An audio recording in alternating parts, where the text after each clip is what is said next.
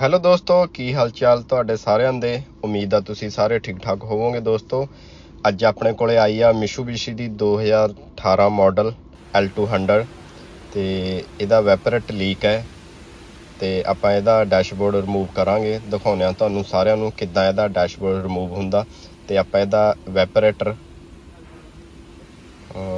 Replacement ਕਰਨਾ ਵਾ। ਤੇ ਵੀਡੀਓ ਦੇ ਐਂਡ ਤੱਕ ਬਣੇ ਰਹੋ, ਦਿਖਾਉਂਦੇ ਆ ਤੁਹਾਨੂੰ ਸਾਰਾ ਪ੍ਰੋਸੈਸ ਕਿੱਦਾਂ ਇਹਦਾ L200 ਦਾ ਡੈਸ਼ਬੋਰਡ ਖੋਲ੍ਹਿਆ ਜਾਂਦਾ। ਸਭ ਤੋਂ ਪਹਿਲਾਂ ਡੈਸ਼ਬੋਰਡ ਖੋਲ੍ਹਣ ਤੋਂ ਦੋਸਤੋ ਪਹਿਲਾਂ ਬੈਟਰੀ ਦੀ ਵਾਇਰ ਕੋਈ ਵੀ ਨੈਗੇਟਿਵ ਜਾਂ ਪੋਜ਼ੀਟਿਵ ਰਿਮੂਵ ਕਰ ਦੇਣੀ ਆ। ਉਸ ਤੋਂ ਬਾਅਦ ਹੀ ਆਪਣਾ ਅੰਦਰੋਂ ਡੈਸ਼ਬੋਰਡ ਦੇ ਜੋ ਇਲੈਕਟ੍ਰੀਕਲ ਸ਼ੌਕਟਾਂ ਨੇ ਉਹ ਰਿਮੂਵ ਕਰਨੀਆਂ ਨੇ। ਸਭ ਤੋਂ ਪਹਿਲਾਂ ਬੈਟਰੀ ਵਾਇਰ ਰਿਮੂਵ ਕਰਨੀ ਆ, ਉਸ ਤੋਂ ਬਾਅਦ ਤੁਸੀਂ ਅੰਦਰ ਆ ਜਾਣਾ ਵਾ ਤੇ ਇਹਦਾ ਸਾਹਮਣੇ ਵਾਲਾ ਫਰੰਟ ਨੂੰ ਰਿਮੂਵ ਕਰਨਾ ਵਾ।